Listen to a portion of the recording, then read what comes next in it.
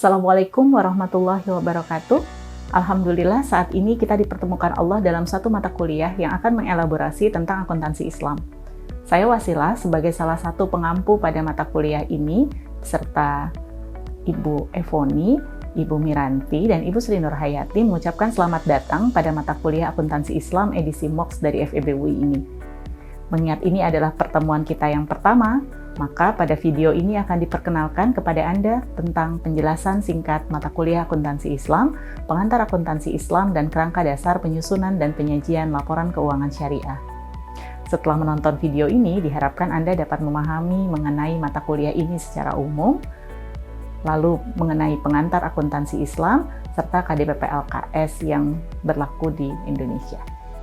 Tanpa membuang waktu, mari kita mulai saja agenda kita yang pertama pada hari ini, yaitu penjelasan mengenai mata kuliah akuntansi Islam. Tujuan mata kuliah ini adalah memperkenalkan filosofi, prinsip, dan praktik akuntansi pada entitas yang memilih untuk beroperasi sesuai dengan syariah. Praktik akuntansinya berdasarkan pernyataan standar akuntansi keuangan syariah di Indonesia, di mana mata kuliah prasyaratnya adalah pengantar akuntansi, fikih muamalah, dan pengantar keuangan dan perbankan Islam.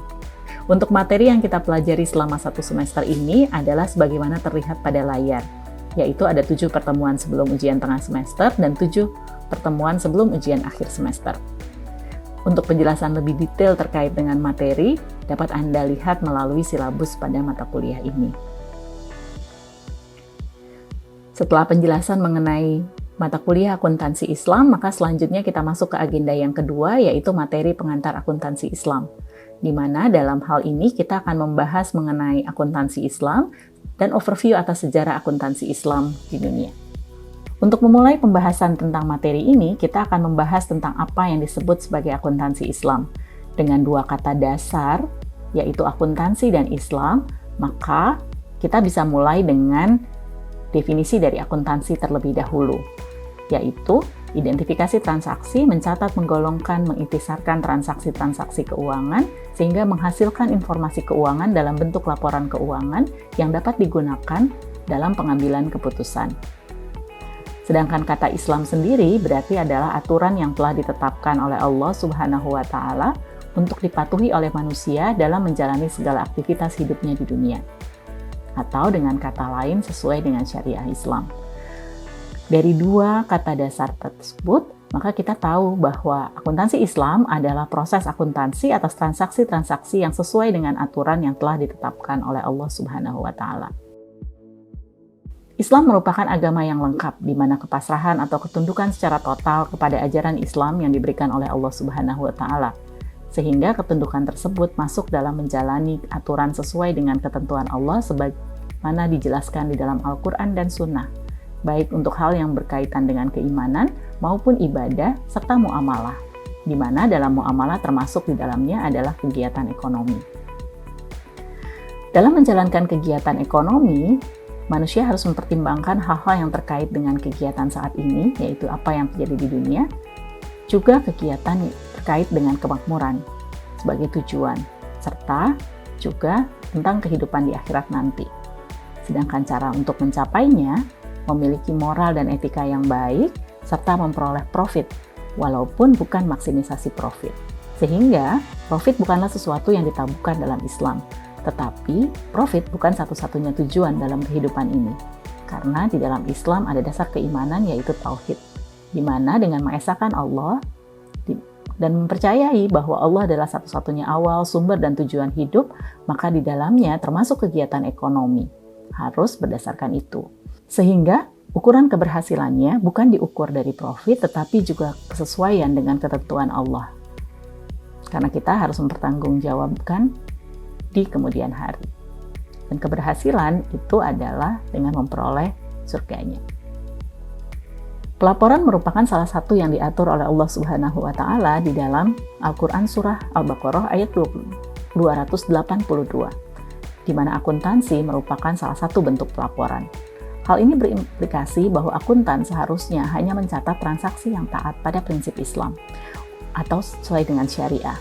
Untuk menghasilkan laporan yang sesuai dengan prinsip Islam, maka seluruh transaksi keuangan diharuskan memenuhi ketentuan syariah. Bila belum, maka transaksi keuangan tersebut harus diperbaiki sehingga sesuai dengan ketentuan syariah. Dengan dilakukan hal tersebut, maka proses transaksi bisnis pun akan sesuai dengan ketentuan syariah. Dan ini akan menjadi tepat untuk kita melakukan perhitungan atas zakat yang merupakan salah satu rukun Islam. Konsep bahwa bukan mencari maksimisasi di atas keuntungan atau profit juga selaras dengan perkembangan dewasa ini, khususnya yang terkait dengan sustainability atau keberlangsungan dari usaha, di mana tidak hanya berfokus kepada profit atau keuntungan, tetapi juga harus menjaga keberlangsungan baik secara sosial maupun lingkungan. Itulah yang kita kenal dengan triple bottom line. Materi selanjutnya adalah mengenai sejarah akuntansi Islam. Sejarah akuntansi Islam tidak bisa dilepaskan dari perkembangan dan penyebaran Islam, di mana terlihat pada layar Anda bahwa peta dalam perkembangan Islam tersebut adalah berasal dari Arab lalu menyebar ke seluruh dunia sebagaimana yang terlihat pada gambar. Akuntansi sendiri dinyatakan sebagai sebuah profesi yang sudah berlangsung dari sejak zaman prasejarah walaupun dalam bentuk yang sederhana, karena hanya digunakan untuk mencatat kebutuhan akan pangan. Kemudian dikenal dengan penggunaan uang pada zaman Babilonia, lalu dikenal pajak dan administrasi pada zaman Mesir kuno, dan adanya upah pada zaman Yunani kuno, hingga pada zaman perkembangan Islam sudah terdapat proses pencatatan. Dan ini dipicu oleh ditemukannya angka 0 oleh para cendekiawan Muslim, sehingga hal ini akan menyebar seiring dengan perkembangan Islam. Kondisi ini jugalah yang menginspirasi Luca Pacioli yang akhirnya dikenal sebagai bapak akuntansi modern. Mengapa disebut menginspirasi Luca Pacioli? Karena sesuai dengan buku yang beliau tulis, dinyatakan bahwa dia hanya menuliskan apa yang terjadi di Venice 1 abad sebelumnya.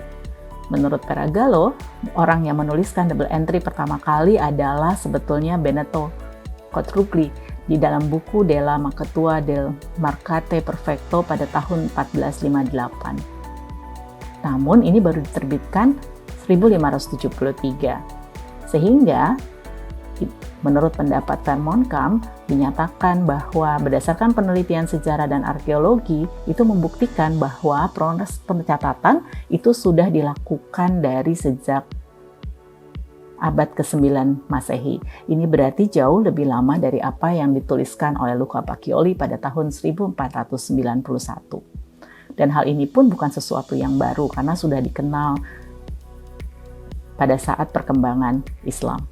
Pendapat Vermont Camp ini didukung dengan adanya bukti sebagaimana yang terlihat dalam layar bahwa ada kesamaan pencatatan yang dilakukan oleh Luca Pacioli dengan apa yang dilakukan oleh cendekiawan Muslim. Setelah pembahasan mengenai sejarah akuntansi Islam, maka akan masuk pada agenda selanjutnya yaitu mengenai KDP-PLKS, yaitu Kerangka Dasar Penyusunan dan Penyajian Laporan Keuangan Syariah. Di mana KDP-PLKS itu adalah sebuah konsep yang mendasari penyusunan dan penyajian laporan keuangan bagi para penggunanya. Tentunya disusun ini dengan tujuan untuk menjadi acuan bagi penyusun standar akuntansi keuangan syariah, penyusun laporan keuangan entitas syariah jika ada yang belum diatur oleh standar akuntansi keuangan syariah, auditor maupun para pengguna laporan keuangan lainnya. KDP-LKS itu sebetulnya juga dimiliki oleh akuntansi yang berlaku umum yang kita kenal dengan nama KDP-PLK. Pengguna laporan keuangan untuk lembaga keuangan syariah terdiri dari pihak-pihak yang dapat terlihat pada layar, di mana yang berwarna biru adalah pengguna yang sama sebagaimana pada KDP-PLK, sedangkan yang berwarna merah adalah pengguna khusus terkait dengan transaksi syariah. Hal ini memang hanya ada pada transaksi-transaksi syariah, ya seperti pemilik dana kord, dana sirka temporer, dana titipan, dana ziswaf, dan pengawas syariah. Sedangkan tujuan laporan keuangan adalah memberikan informasi dan meningkatkan kepatuhan terhadap ketentuan transaksi syariah maupun tanggung jawab atas amanah yang diemban, serta informasi terkait dengan kinerja entitas atas investasi yang dilakukan oleh investor. Pada KDP-PLKS ada bagian yang tidak terdapat pada KDP-PLK, yaitu mengenai paradigma, asas, dan karakteristik dari transaksi syariah. Hal ini disebabkan karena akuntansi syariah tidak dapat dipisahkan dengan transaksi keuangan syariah yang tentunya harus mengikuti ketentuan syariah. Pada paradigma transaksi syariah diketahui dasar dan pondasi ketika kita melakukan transaksi, yaitu mengenai konsep al-falah sebagai tujuan dan masukkan nilai ilahiyah, lalu adanya keimanan dan akhlak dalam melaksanakan akuntabilitas sebagai keukuran kebenaran, dan akhirnya akan membentuk integritas sehingga terbentuk tata kelola yang baik. Asas transaksi syariah menggambarkan nilai yang diusung dalam setiap transaksi syariah, yaitu persaudaraan, keadilan, kemaslahatan, keseimbangan, dan universalisme. Penjelasan lebih detail mengenai asas transaksi syariah beserta dengan maqasid syariah itu dapat dilihat lebih rinci pada penjelasan setelah video ini. Sedangkan karakteristik syariah merupakan turunan dari ciri transaksi yang telah sesuai dengan ketentuan syariah, di mana ini untuk memastikan bahwa semua transaksi syariah memiliki kebebasan dengan transaksi sepanjang objeknya adalah halal dan thayyib. Uang hanya berfungsi sebagai alat tukar dan satuan pengukur nilai serta bukan komoditas. Tidak mengandung unsur riba, zolim, maisir, gharar, dan haram. Tidak menganut prinsip nilai waktu dari uang karena kita hanya boleh memperoleh keuntungan kalau kita menerima risiko. Adanya suatu perjanjian transaksi yang jelas sehingga tidak ada ta'aluk dan merugikan salah satu pihak, tidak ada distorsi harga, dan tidak mengandung unsur suap-menyuap. Sedangkan untuk ketentuan asumsi dasar dan karakteristik kualitatif itu pada dasarnya sama dengan apa yang diatur melalui KDP-PLK.